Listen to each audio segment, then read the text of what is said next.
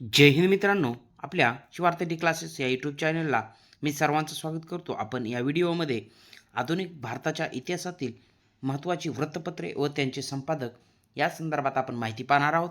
तर हा व्हिडिओ आपण स्किप न करता पहा, जेणेकरून आपल्याला नक्कीच बघा यावरती विचारलेला प्रश्न बरोबर येईल. तर यामध्ये आपल्याला प्रथम बेंगॉल गॅजेट. मित्रांनो, एक महत्त्वाची गोष्ट म्हणजे आपल्या भारतातील पहिलं वृत्तपत्र कोणतं, तर बेंगॉल गॅजेट, ज्याची सुरुवात ही 1780मध्ये झालेली पाहायला मिळते आपल्याला. आणि हे वृत्तपत्र कोणी सुरू केलं होतं, जेम्स ऑगस्ट हिक्टी यांचं हे वृत्तपत्र आहे. आता महत्त्वाची गोष्ट म्हणजे की भारतीय पत्रकारितेचे जनक जेम्स ऑगस्ट हिकीला म्हटलं जातं. महत्त्वाचं लक्षात घ्या, Bengal Gazette, James August Hicky. पुढचं वृत्तपत्र आहे समाचार चंडिका. तर याचे संपादक आहेत राजा राममोहन रॉय. समाचार चंडिका, राजा राममोहन रॉय. मेरात उल अखबार वृत्तपत्र, पार्शियन भाषेमधलं हे वृत्तपत्र होतं. राजा राममोहन रॉय. मेरात उल अखबार, राजा राममोहन रॉय. संवाद कौमुदी, एक महत्त्वाचं पाक्षिक होतं राजा राममोहन रॉय यांचं. Samvad Kaumudi, Raja Rammohan Roy. New India, commonwealth ही दोन्ही वृत्तपत्रे ॲनी बेझंट यांची होती. एक आयरिश विदुषी असणाऱ्या ॲनी बेझंट यांची वृत्तपत्रे, न्यू इंडिया, कॉमनवेल्थ. महत्त्वाचं, मद्रास प्रांतामध्ये होम रूल चळवळीची सुरुवात ॲनी बेझंट यांच्या माध्यमातून झाली आणि तदनंतर हीच होम रूल चळवळ आपल्या पुणे प्रांतामध्ये महत्त्वाचं म्हणजेच की लोकमान्य टिळक यांनी सुरू केलेली आपल्याला पाहायला मिळते ॲनी बेझंट यांच्या मार्गदर्शनाने. महत्त्वाचं म्हणजे न्यू इंडिया आणि कॉमनवेल्थ लक्षात घ्या, ॲनी बेझंट यांची वृत्तपत्रे. पुढे बघूया मित्रांनो, आपण या ठिकाणी रास्त गुप्तार हे एक महत्त्वाचं वृत्तपत्र होतं, जे की आपल्याला गुजरातीमध्ये असलेलं दिसून येतं. दादाभाई नौरोजी यांचं वृत्तपत्र आहे रास्त गुप्तार, म्हणजे खरी बातमी असा त्याचा अर्थ. Rast Goftar, Dadabhai Naoroji. Voice of India वृत्तपत्राचे संपादक होते Dadabhai Naoroji. Voice of India, Dadabhai Naoroji. भारतीय अर्थशास्त्राचे जनक दादाभाई नौरोजी लक्षात घ्या. अल हिलाल, मौलाना आझाद यांचं वृत्तपत्र. हे वृत्तपत्र खूप वेळेस आलेलं आहे एक्झाममध्ये सुद्धा. अल हिलाल हे वृत्तपत्र कोणाचं होतं, तर मौलाना आझाद. राष्ट्रीय सभेचे सर्वाधिक काळ अध्यक्ष राहणारे मौलाना आझाद, शिवाय राष्ट्रीय सभेचे सर्वात तरुण अध्यक्ष होणारे मौलाना आझाद. महत्त्वाचं वृत्तपत्र आहे दीनबंधू कृष्णराव भालेकर. दीनबंधू हे सत्यशोधक समाजाचं एक महत्त्वाचं मुखपत्र होतं.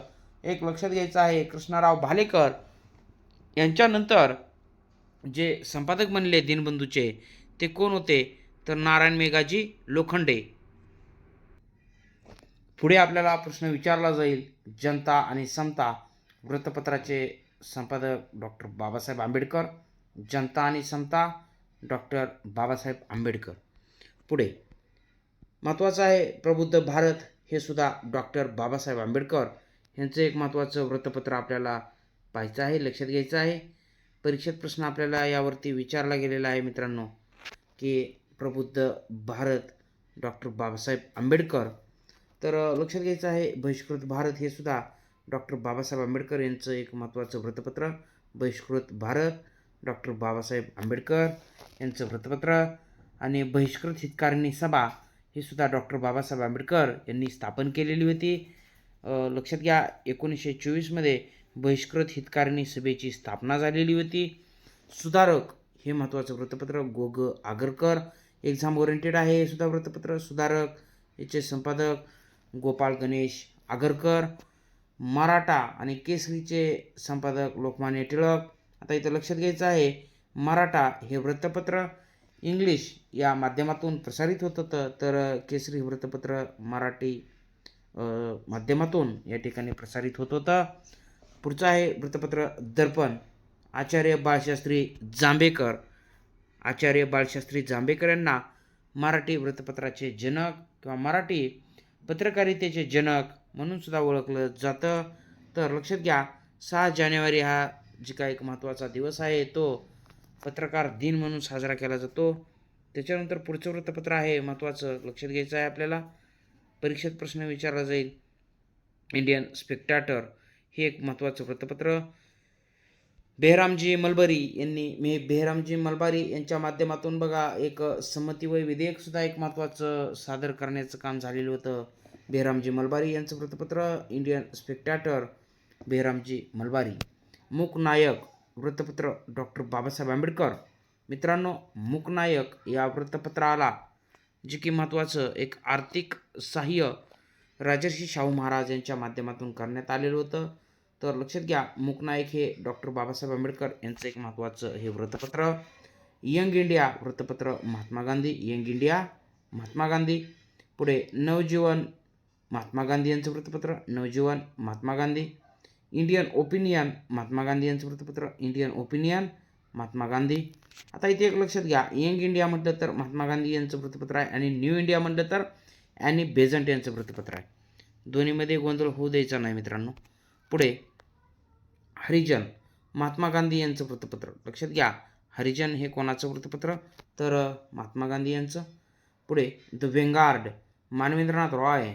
द वेंगार्ड मानवेंद्रनाथ रॉय यांचं वृत्तपत्र. गदर लाला हरदयाळ यांचं वृत्तपत्र होतं. गदर लाला हरदयाळ. पुढचं वृत्तपत्र आहे अमृत बाजार पत्रिका. शिशिर कुमार घोष आणि मोतीलाल घोष. अमृत बाजार पत्रिका शिशिर कुमार म्हणूया आपण, लक्षात घ्या. आणि महत्त्वाचं मोतीलाल घोष या दोघांनी वृत्तपत्र हे चालवलेलं होतं. द नॅशनल हेरॉल्ड हे पंडित जवाहरलाल नेहरू यांचं वृत्तपत्र. The national Harold Pandit Jawaharlal Nehru. एक लक्षात घ्या, अमृत बाजार पत्रिका हे एक वृत्तपत्र असं होतं की 1878मध्ये एक लॉर्ड लिटन या व्हाईसरॉयने एक कायदा पास केलेला होता. व्हर्नाक्युलर प्रेस ॲक्ट म्हणतो आपण त्याला, म्हणजेच की देशी भाषेतील वृत्तपत्रावर निर्बंध लादणारा कायदा. मग हा कायदा भारतीय भाषातील जी काय वृत्तपत्र होती त्यांनाच लागू होता. मग तात्काळ अमृत बाजार पत्रिका या वृत्तपत्रानं आपली जी भाषा आहे ती इंग्रजी केलेली होती. मग असाही प्रश्न आपल्याला विचारला जाऊ शकतो अमृत बाजार पत्रिकेच्या संदर्भात. तर मित्रांनो, हे काही महत्त्वाचे वृत्तपत्र आपल्याला हमखास विचारले जातील परीक्षेमध्ये. पुढचं वृत्तपत्र आपण पाहूया. महत्त्वाचं आहे की द हितवाद नावाचं वृत्तपत्र. नामदार गोपाळकृष्ण गोखले. द हितवाद नामदार गोपाळकृष्ण गोखले. प्रभाकर भाऊ महाजन यांचं वृत्तपत्र. प्रभाकर भाऊ महाजन. इंदुप्रकाश वृत्तपत्र. न्यायमूर्ती महादेव गोविंद रानडे. इंदुप्रकाश न्यायमूर्ती रानडे यांचं वृत्तपत्र. The leader Pandit Madan Mohan Malviya. The leader Pandit Madan Mohan Malviya. लक्षात घ्या, याच्यातील काही वृत्तपत्र हे परत विचारले गेलेले आहेत आपल्याला. तर हा जो काही पॉईंट आहे तो अगदी तोंडपाठच करा विद्यार्थी बांधवांनो. तर आपण महत्त्वाचं म्हणजेच की माझ्या चॅनलला जर नवीन असाल तर चॅनलला सबस्क्राईब करा आणि हा व्हिडिओ आवडल्यास व्हिडिओला लाईक करा. महत्त्वाचं म्हणजे हा व्हिडिओ आपल्या मित्रापर्यंत जास्तीत जास्त शेअर करा. भेटूया पुढच्या व्हिडिओमध्ये. तोपर्यंत धन्यवाद. जय हिंद. वंदे मातरम.